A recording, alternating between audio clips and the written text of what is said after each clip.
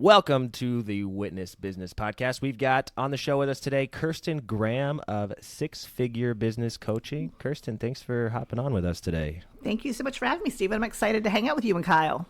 Yeah, us as well. How we typically kick off our conversation is with this question. What would you say is the worst job you've ever had? Okay, so I've been self-employed most of my entire life.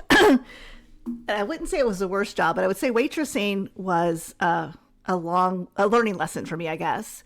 So I waited tables, high school, early college, and one of the things I learned quickly is that a lot of people, if it's slow, they'd rather go home.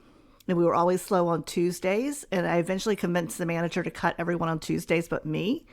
And so he would run food for me and help bus tables, and I'd walk out of there with like $300. So he didn't want to listen to all the other servers complain about how slow it was. And, everybody only gets one table a night. And so that took a little while to work on, but I kind of convinced him. And so he started staffing less people on Tuesday. And then if they were complaining, he'd send them home. So it really taught me that, you have to hustle and you have to think about, I was there waiting tables to make money. I wasn't there to like complain about work or talk about school or whatever that was. So I think that taught me some valuable lessons and keep your eye on the ball. I came here to make money. How am I going to do that? And so I think that's important for business owners. And I think that was a good lesson to learn. Sounds like you also had your early origins for coaching too, right from the jump. You were already coaching people up. Hey, do this, do that. Do it better. You're coaching your own boss. Like, this is what you want to do. You want to keep me because I'm the best, obviously. Well, he would just get tired of having everyone complain, right? So that's the way it is at a restaurant. They're slammed and they're complaining because they're slammed, or they're not busy enough, so they're not making any money. So I would just start early on. Oh, do you have an exam coming up? Oh, it sucks to be here when you need to be studying. So yeah, working them already. Yes. Yeah. So it worked out well, and I think it was better. It really worked out for him as well because he didn't have to listen to everyone moan and complain, and they got to go do other things.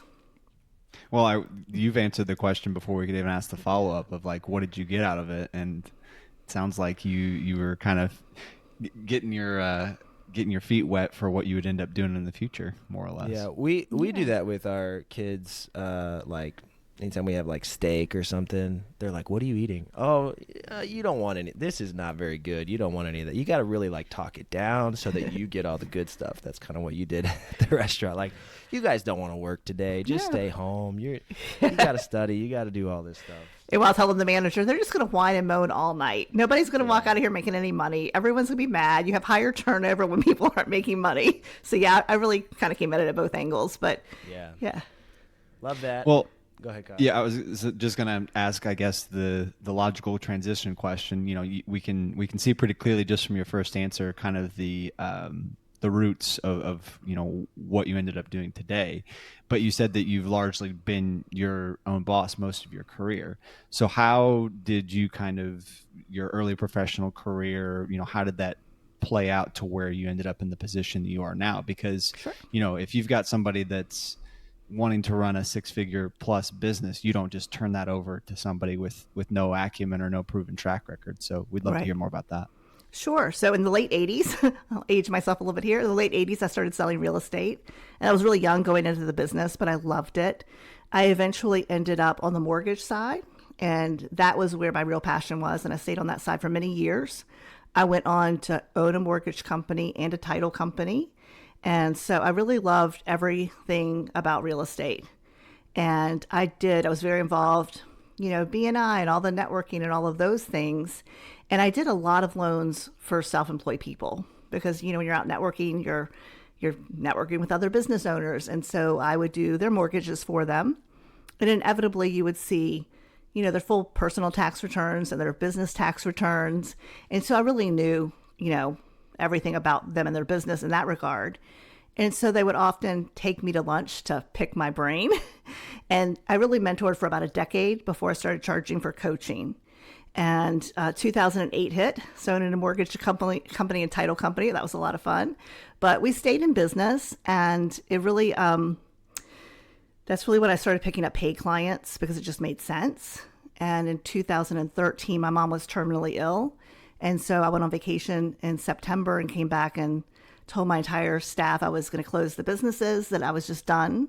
At that point, you couldn't sell a mortgage company. It's 2013, and yeah, they were all happy because they all wanted to go do other things.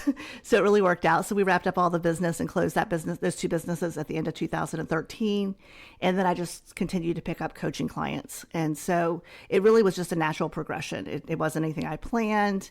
Again, I mentored for years. I still mentor, but then bringing on clients was the next way to build a business for me.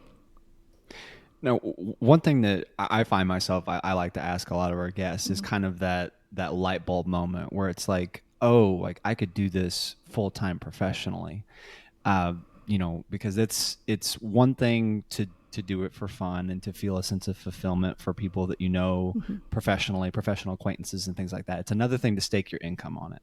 So was there kind of a moment where it was like, oh, this is something that I'm going to do as a career? As I feel like you could probably see the writing on the wall based on the way you've described it. Yeah. So was it like a clear transition plan, or was it this is as serendipitous as it gets? Serendipitous. It really took off. So, again, I wasn't planning on pursuing full-time coaching. I just kept getting clients. I've got clients I've had now for over a decade. So, it just really happened on its own. But then there were the progressions to where I am now, as far as, businesses change, how we communicate changes, AI is changing everything. So we really had an evolution with what people needed support in, what they needed coaching in. And that did take a big turn for us. One thing I thought was interesting about what you said was the fact, and this is kind of part of why we have this show, is that you told your employees that we're closing up shop, and they were all relieved and wanted to go do other things. And I wonder how many people out there, even listening to this show, are like, like it almost would take some people to like getting fired to really like get kicked in the butt to get off the couch and do what they want to do.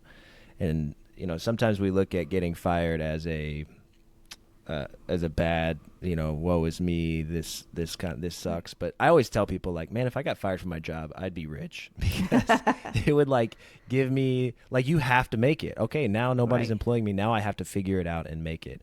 So I was, not that you should want to get fired or like, not try at your job, but like there's so many miserable people. I don't know how I'm not saying your employees were miserable, but there's so many miserable people at their job. And I'm like, man, just like start now. Taking 5, 10, 15 minutes a day and start pursuing what you love and see what happens. Yeah, I think that's so important. Like, I think people think I either have to have a job or a business. And we have a lot of clients who come on with full-time jobs, and we, get them up and running. And then sometimes they'll go part-time with their full-time job and then eventually phase it out. It doesn't have to be one or the other. And I think that's so important for people to understand. And if you are unhappy, whether it's in your job or even in your business, because sometimes, at that point I was finished, right? In 2014, 15, 16, those were all great years to be in the mortgage business, right? So there was money, that was there to be made. So, but sometimes when you're done, you're done. And if you get to that point with something you're doing, whether it's a business or a job, start making a plan. And like I said, it was an evolution. I started taking on clients part-time, and then it really took off into full-time. So, but if I hadn't taken those part-time clients, if I hadn't said, okay, well, I'll start taking on some side money, then, I wouldn't have gotten to that place where it replaced my income.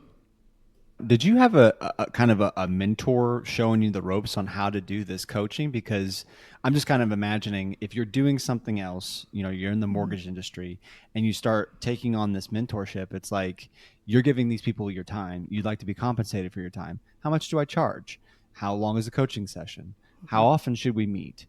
What are the core principles I'm trying to give to them? Right. Like all these different things that I feel like, you can kind of assemble and put together over time. But it's one thing to have the big idea, and it's another thing to execute it in its fullness. So I'd love to hear more about that. Yeah, and I don't think execute it in its fullness is always what we start off with, right? We just start off with, let's see how this goes. So, it is funny because, when I say I have clients for over a decade, there's a lot of people that sell, 90-day coaching programs. They work with you for 90 days and they're done because they're helping you accomplish, one piece of business, and that's great. And so there's so many different styles of coaching.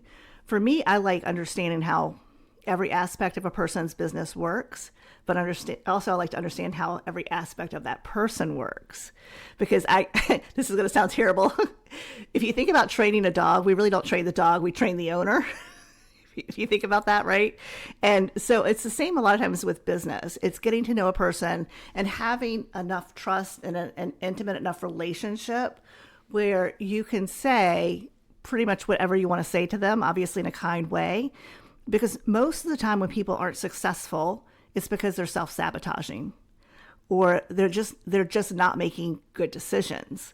And so with the clients that I've had for years, I've got people that were startup to several $1 million. I have clients that have come on, in that larger several $1 million range. So it really just depends. But having them trust you enough to have an intimate relationship where you can really make suggestions, call out some things that maybe they're doing or that they may want to look in the mirror and say, am I doing this? How can I change this? What am I doing that's stopping me from going where I want to go? So yeah, I do monthly coaching. So it's once a month, it's 90 minutes. And I do have a couple clients that would rather have 2 45-minute sessions, and we do that. But I'm not helping them with just one area of their business. We're usually talking about all areas.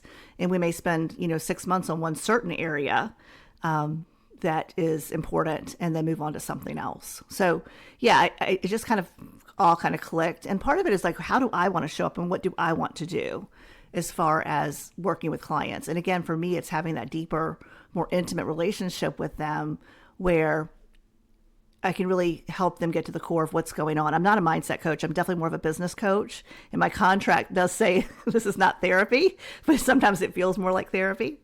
But yeah. You brought up a couple great things there. First thing before it gets away from me is a quick aside. I love whenever somebody says, I shouldn't say this, but then they say it Yeah. because usually it needs to be said. Yeah. But, just kind of the idea of playing therapist, do you kind of find yourself encountering the same issues with people in the position that when they reach out to you? Like, is it a common problem? Or is it more one of those things where you encounter a bunch of symptoms and then they boil down eventually to the same problem? And then you're kind of by proxy still playing therapist, right? Well, it really depends on the person and where they are within their business. So for example, I'm coaching a gentleman who, I think he came in with me, his business is around 3.5 million. So he's doing really well. He's had his business for a long time. And, he also has a huge real estate portfolio. And so it's interesting because one of the things that I think entrepreneurs are famous for is we have so many ideas. Like you guys are talking about big ideas and how do you bring it to market? Sometimes the problem is we have so many big ideas. And, with this particular client, luckily he's been reading some really good books, and we were having the conversation around, before you start something new, why don't you maximize profit in these areas of your business? So having these conversations, because again, it's exciting to create or build something new. It's not always fun or exciting to figure out how you can maximize profit in your current business. So it really, again, it's lots of different topics that we talk about. And it's easy for me because I struggle with the same thing. Like I could roll out a new program, like my business partner and I could roll out a new coaching program like every 30 days if you'd let us, because we love teaching so much. But is that in our best interest? Or are we better off to maximize the offers that we have? But each person is a little bit different. I have a couple husbands and wives that own businesses together, and that's a whole different dynamic. So, or business partners, figuring out who's going to take on what roles and and how do we stay in our own lanes, get support and complement each other as business partners. So it really just depends. So give us, if you don't mind, kind of like a little sampling, a little taste of maybe somebody is thinking about hiring a business coach. We have a lot of new and aspiring entrepreneurs that listen to our show. What is give us kind of I know it's kind of hard when you don't know details when you're not talking to a specific person, but like what's something, or maybe give us an example of something that you've coached, somebody that you've coached recently, a piece of advice you gave them that helped elevate their business to the next level. Because I think a lot of people kind of think like, oh, okay, I'm making some money now, I got some traction, but I don't want to pay for somebody that I don't know the next steps, but I also don't want to like eat away at my profit for the risk of that just being thrown away kind of thing. I think a lot of people think like that. I've thought like that. Well, Kyle, you look like it. Well, I was gonna say, just to add to your point, like I think everybody's worst nightmare is kind of what's happened recently with Cracker Barrel, where it's like you have a good thing going and you're looking to innovate in a new way, and really what you just created is a bigger problem for yourself. So Right. that's Yeah. all the commentary I was gonna add. Yeah. Well, I'm going to kind of finish a little bit of an evolution because that might help with this. Sure. So one of my clients actually is now my business partner, and I helped her build a digital agency, and I helped her start outsourcing that about 17 years ago. So that really happened, and she was taking care of people's fan pages for Facebook and setting up LinkedIn profiles and helping small businesses learn how to use email marketing. So a lot of things have changed with marketing over the years. And one of the things that she and I started having conversations around a few years ago is people need to show up in their content. And so that led she and I to start working together. And we actually have a few programs that actually help clients outsource. So rather than taking on the subject of coaching, I will circle back to that, but I want to start off with outsourcing. We talk about, as a business owner, we always talk about how all the hats we wear. And unfortunately, when you start a business, you have no idea what hats you're going to wear. You don't even know what all the hats are. There are hats coming at you from every direction, and you don't even know. So you have technology, you have marketing, you have bookkeeping, you have product development, you have figuring out your pricing structure, have your client acquisition, understanding your customer's journey. All of these things are hats you have to wear. And so early on, I like to ask clients, what hats should you not be wearing? So we really help our clients outsource in 3 different areas. And so with coaching, sometimes if I have a conversation with someone, it may not be that they're ready for a one-on-one coach. It may be, they may be better off getting support in their business of someone doing things. Because again, coaching is helping people understand what to do and overcome the hurdles, whether it's information or battling with them themselves. But a lot of times it's people just don't have enough hours in the day. They do not have enough time to learn everything they need to learn and then implement it. So for example, bookkeeping. That was the first thing my business partner outsourced years ago, was her bookkeeping. And so we help clients outsource their bookkeeping very affordably. And this allows them to learn how to read their profit and loss statement and understand their balance sheet without doing all of the bookkeeping itself. And so for a lot of people, getting tasks off of their plate that they don't enjoy doing, they're not good at doing, or it's going to have a huge learning curve, is sometimes more important than coaching or buying a program. Is that helpful?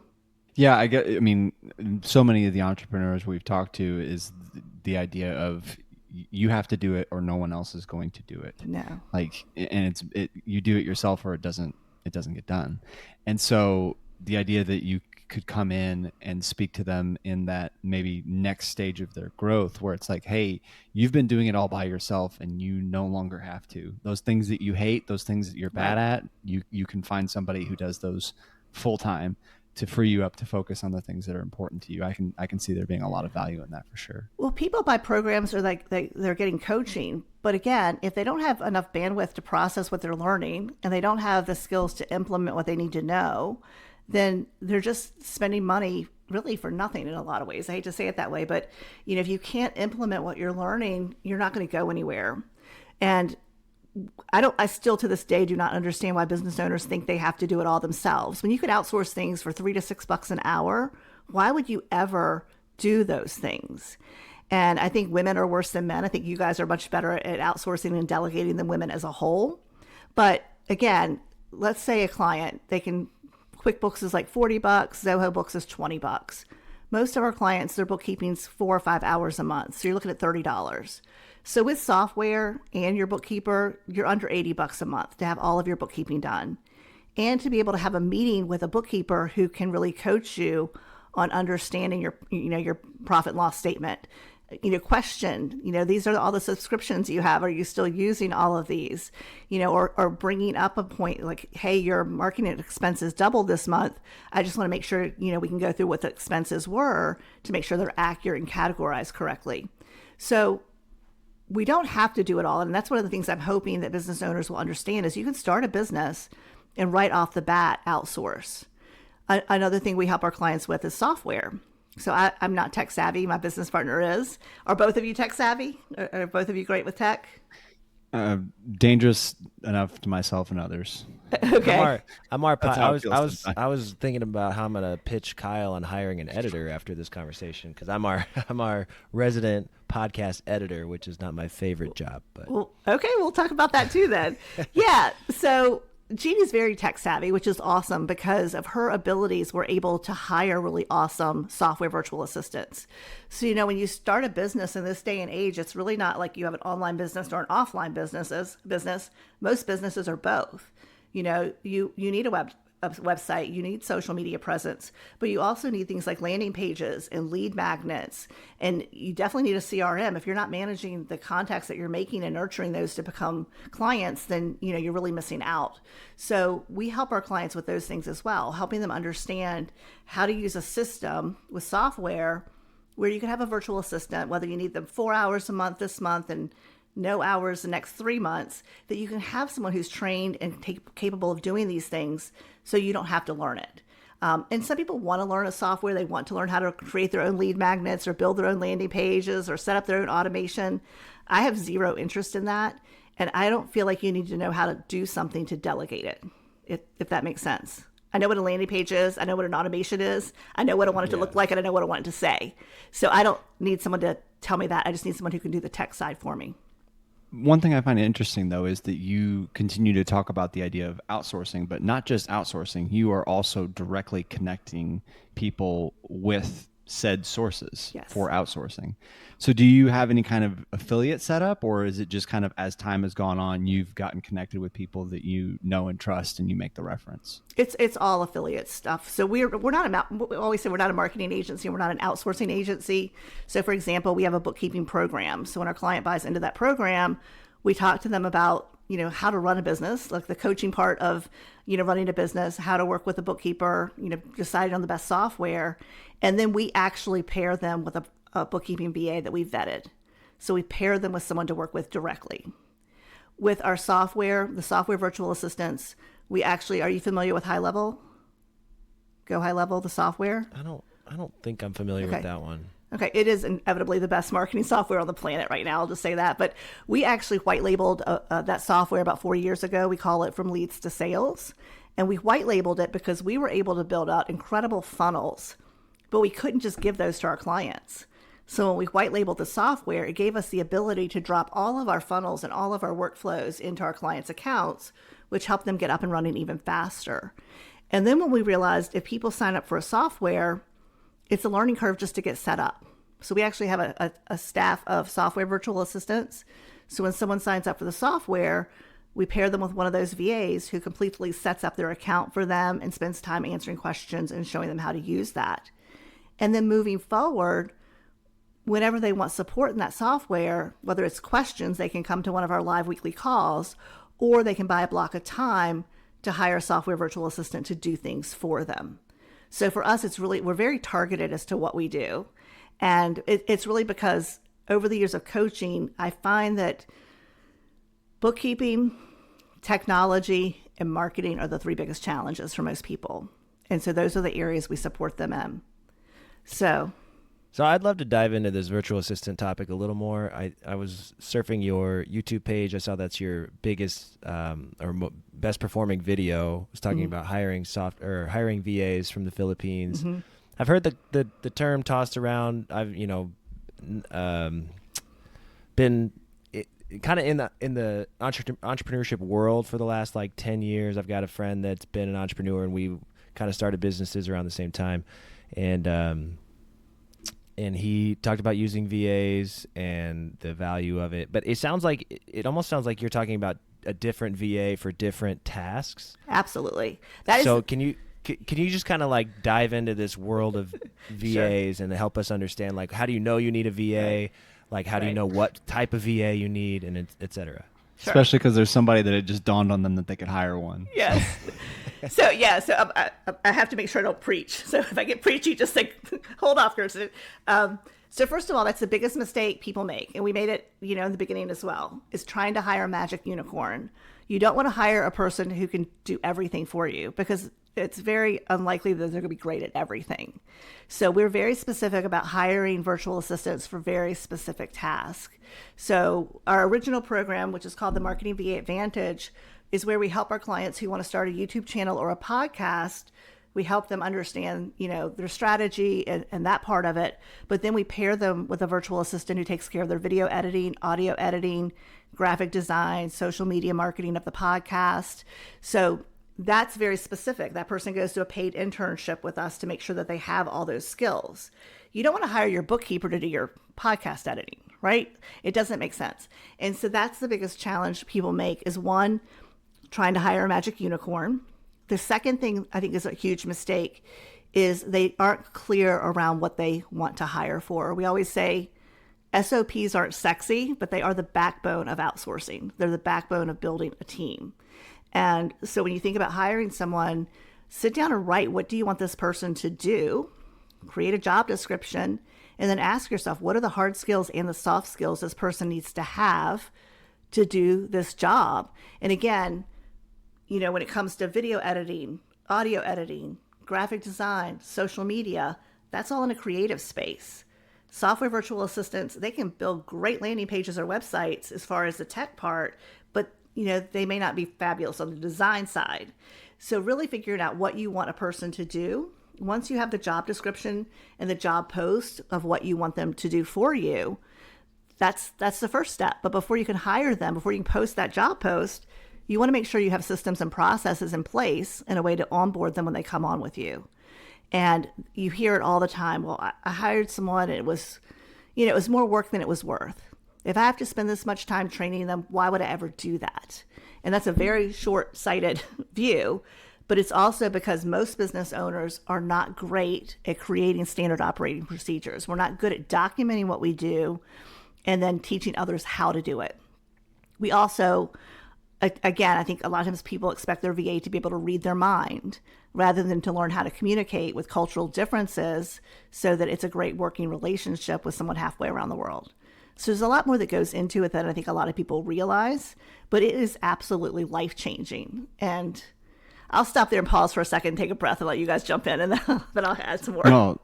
That's really good. I'm just kind of thinking about the idea of, you've said getting someone to understand who's halfway around the world, but I also was thinking, how is it that you maybe, I'm trying to think of a better word, but how is it that you coerce somebody into hiring this person if you're dealing with somebody where they, a lot of entrepreneurs, they do it because they feel like they do it best or that they understand the vision. So how is it that you kind of talk them through relinquishing that kind of control? Because I can imagine, I'm just imagining somebody listening right now where it's like, I've done everything. This is my baby. I'm scared to death to turn it over to somebody else, especially somebody else halfway across the world who may not understand my vision. Mm-hmm. How is it that you talk to them about that and coach them up on that? So I would say, do you want to keep your baby a baby forever? Or do you want that baby to graduate and go off to college? Are you happy with the income your baby's making for you right now? Or do you see it being able to produce bigger results? Because generally, there are people out there who I think can build huge businesses just by themselves. But I think, again, they're not the norm. So are you trying to build a business, or did you start the business to create a job for yourself? And there's nothing wrong with it. If you're like, I created this, I want to do it all, I'm happy. I think the average business in the US makes around $50,000 a year. I'm happy with that.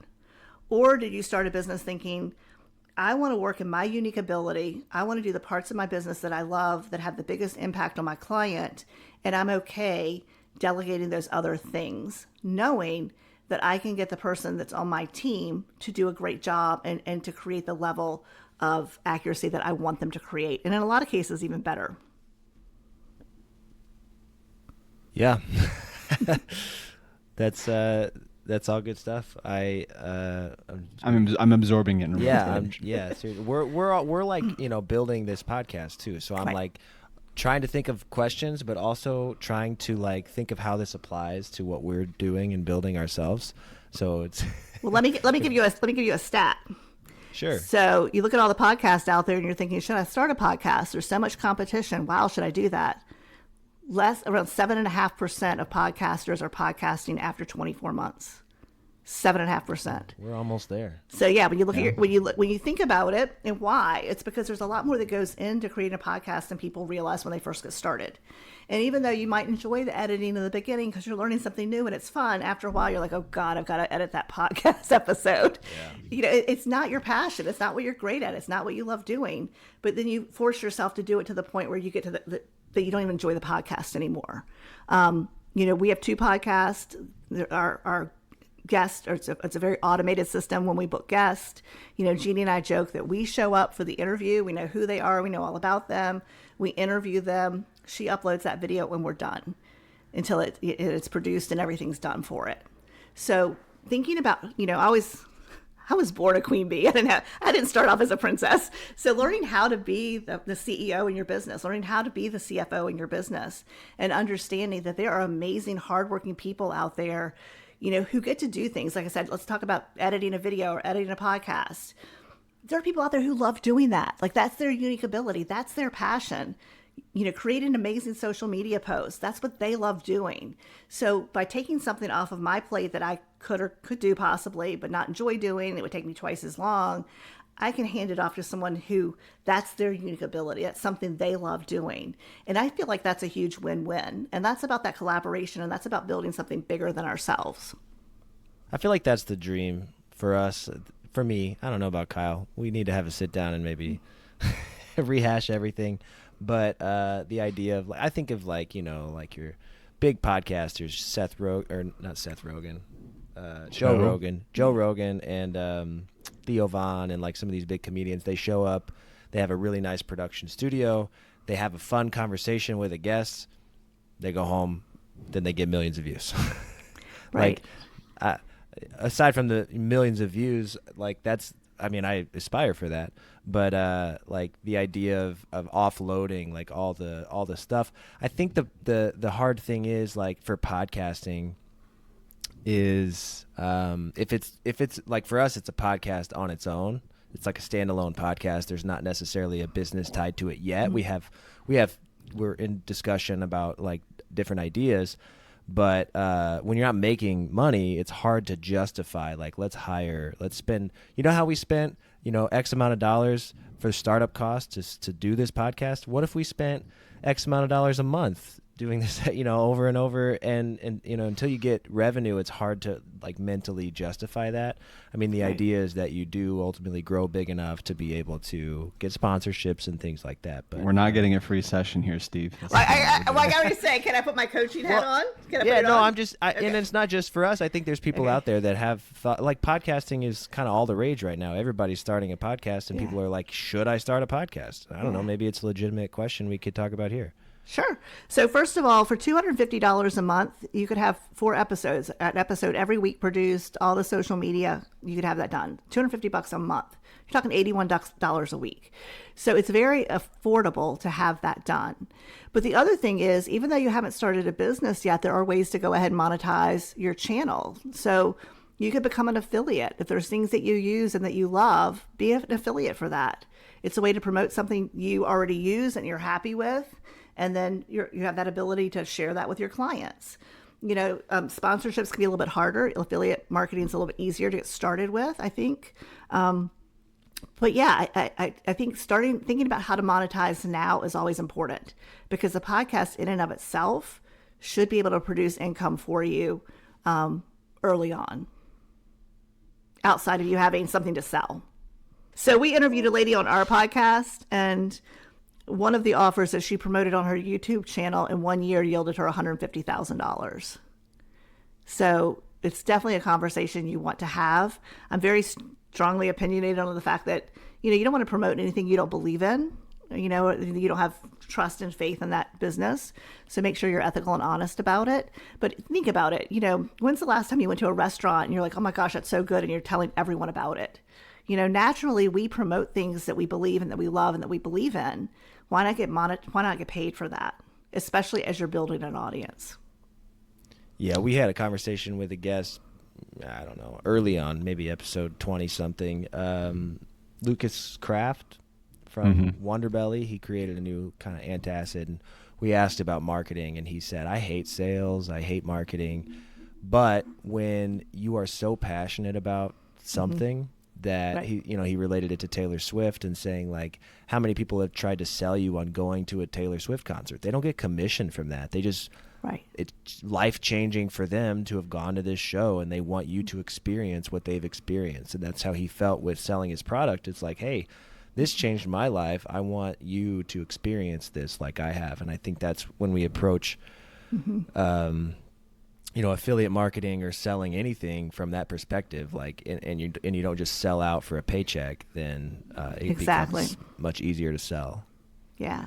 And I'm going to circle back to outsourcing. So one of the things that I think blew me away, because I wasn't expecting this, I've always had businesses where I've had staff, but one of the things that blew me away was having our clients say things like, I feel like a real business owner now.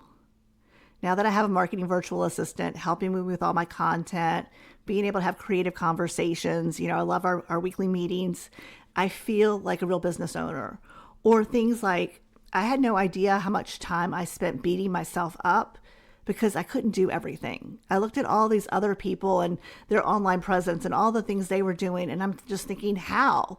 I'm buying new calendars. I'm trying to figure out new time management systems. And, at the end of the day, the people I think who are hugely successful learn to leverage other people's time. And so I was very surprised just to see how the confidence in a lot of our clients shifted when they started building a team. Even if that team member was, just a software VA who works for them a couple hours a month, or the bookkeeping VA who works with them 4 or 5 hours a month. It's amazing when you start to think, I'm building something that's bigger than just me. And on the flip side of that, in business, it always needs to be win-win. Stephen, if I'm selling you something, it needs to be a win-win. It needs to be something that is going to do what I say it's going to do. It's what you want or need to buy at that time, and it needs to be a fair energy exchange. Jeannie and I joke, for us, it has to be win-win-win, because we want to make sure that, obviously our business wins so we can stay in business, but we want our clients to be exceptionally happy with the things that they're outsourcing. And then the third leg of that is we want these fabulous people halfway around the world to get to work for amazing people and to get to have long-term employment. So it really is a trifecta when you get it right of having people on your team.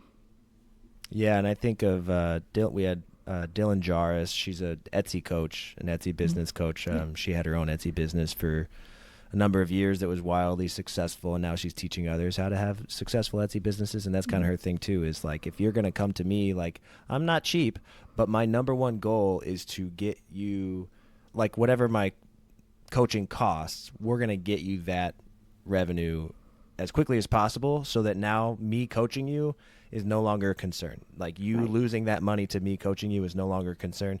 Now we can actually like focus on you growing this thing, instead of you like in your head about like, well, I paid $2,000 or whatever it is, and was that actually worth it? Like, let's get over that. Let's get past that marker, and then let's move on. Yeah. Another thing that keeps people from outsourcing is because it's a lot safer to sit behind your computer and edit videos or hang out in social media, in Canva, creating social media posts. That's a lot safer than following up with the person you talked to 2 days ago and to see if they're ready to pull the trigger, or going out to a different networking event, or sometimes spending hours trying to figure out your ads. So a lot of times people don't outsource because it's a way to play small and safe by continuing to do tasks that aren't going to move your business forward. So when it comes to coaching, that's one of the things we talk a lot about, is your virtual assistant is buying you time. Your most valuable asset is time. You're buying your time back, but what are you going to do with that time? So let's say it took you 8 hours a month to do 4 hours of bookkeeping that a bookkeeper could have done. What are you going to do with that 8 hours? And first of all, that bookkeeping, it wasn't just about the 8 hours it took you to do it. It was about all the times you put it off and all the energy that was drained from you thinking about doing it and all the stress around, when am I going to do it, right? So we want to figure out how they can take not just that time, but that renewed energy that they have from not doing tasks that they don't love doing. How can they apply that in areas of their business that are going to help them make a lot more money? How can they, figure out what's going to move the needle the most in their business and spend their time and energy there? That's really good. I would love to keep going. I want to be respectful of your time, and Sure. but for those listening that love what you have to say and want to learn more, maybe have a session with you or what have Sure. you, where can we learn more about you? Where can we find you on socials? Please just Yeah. plug for us all you got. So I would say, first of all, just go to sixfigurebusinesscoaching.com. We're in the middle of updating our website, and it's going to be fabulous. We have lots of resources there. So I would say start there. I also have a free guide called Double Your Income with a Marketing VA, and you can get that at Outsourcing for Bosses, outsourcingforbosses.com. With that, let's transition to our listener question, which we've kind of already discussed today. It's a YouTube question rather than podcasting. It's kind of in the similar vein, so you might have a similar answer, but it's about starting a YouTube channel with no revenue, but I'm not a good editor. I'm not good at, the creative arts, but I want to start this channel. What's your advice to somebody thinking about getting into the YouTube space that maybe isn't super tech savvy, but also is nervous about spending money on, VAs or, editors, that kind of thing? So first of all, with YouTube, remember it's a search engine. So go into it with a strategy for all of your keywords and knowing what you want to be known for. Sometimes people go in with too many topics and then they're known for nothing. So really dial in what you want to be seen as the expert in. And then really dial in on your keywords, making sure you have that down. And sometimes that's hard because it can feel like it gets in the way of the creative space. If I just want to create this content and have fun with it, but you also need to do it in a smart way where you're creating content using those keywords. And it's, it gets easier with time is all I can say. But the other thing is, we talked about earlier, not quitting your job. So if you have a job, maybe take a little bit of your income and dedicate that to having someone do all of your editing and all of your graphic design and uploading your videos and all the SEO. If you are going to start the channel and you absolutely cannot afford support, I would say create a schedule for yourself. Maybe spend one day a week where you record 4 or 5 episodes, because maybe that's the fun part. That's what you love doing. So do your keyword research, have fun recording it. And then again, block time to just get in there and get all of the editing done for all of them at once. Figure out how to block your time based on your energy too. And I think it's also important, if you're going to do that for yourself, make sure you keep your commitment to yourself. If you say, I have a 4-hour block of time on Friday and that's when I'm going to edit my videos, keep your commitment and make that happen. And editing is like any other skill, it'll get easier over time.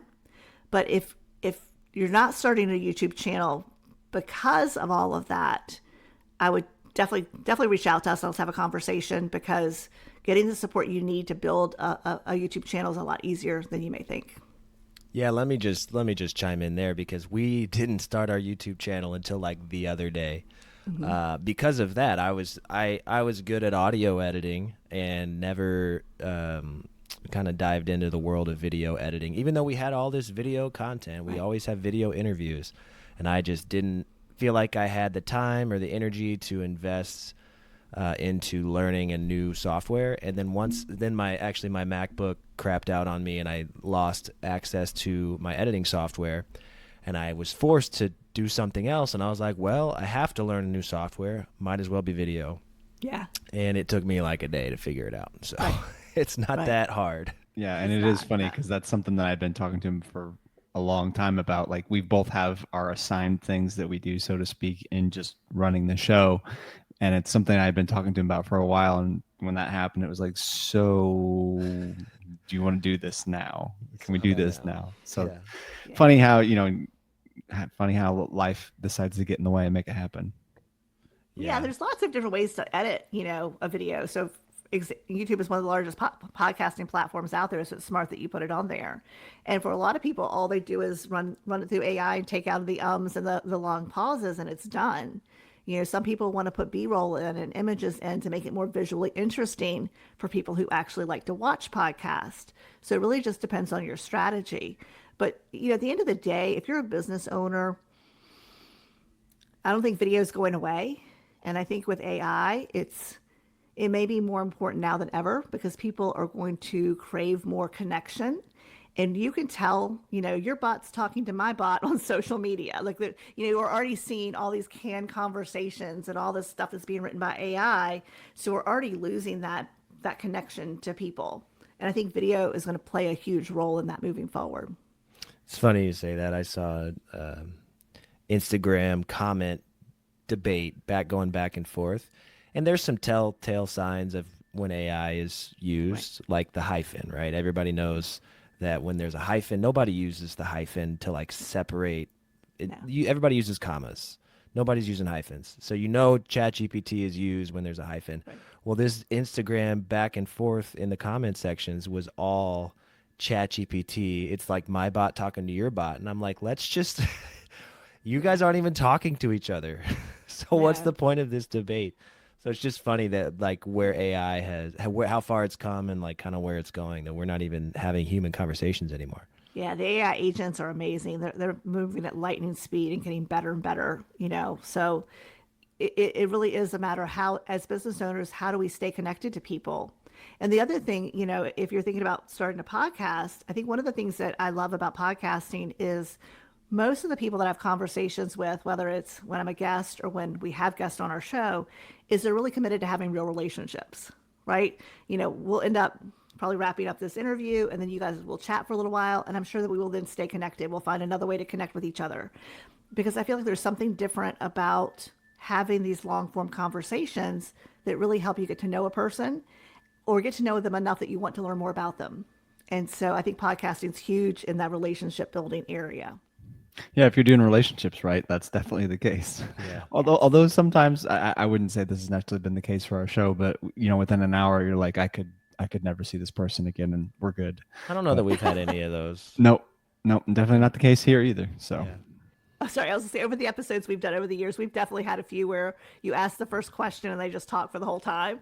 And so it's kind of exhausting, but also they're nervous, right? They're excited and they're nervous. So a lot of times we'll reach back out and say, hey, like the audio wasn't great. Can we coach you on this? Can we do it again? Right? Because we want to make them look good. Our goal is to make our guests look like rock stars. We've had those where you don't even really have to ask a question. They've listened to an episode, they kind of know what to expect, and they just talk for 10 minutes. And we're like, that's great. I mean, you kind of answered all our questions, but it's not super conversational though. But we really appreciate this conversation. We've loved having you on and kind of getting to pick your brain on, a lot of times, like I said, we get to interview about, like, I created this product, I created this business. For you, it's kind of cool to like get to hear both sides. Like, you started a business coaching businesses, so getting to like hear how you started it, getting to hear how you coach people has been super insightful. So we're just grateful for you being candid with us today. Thank you for having me. I had a great time. Absolutely.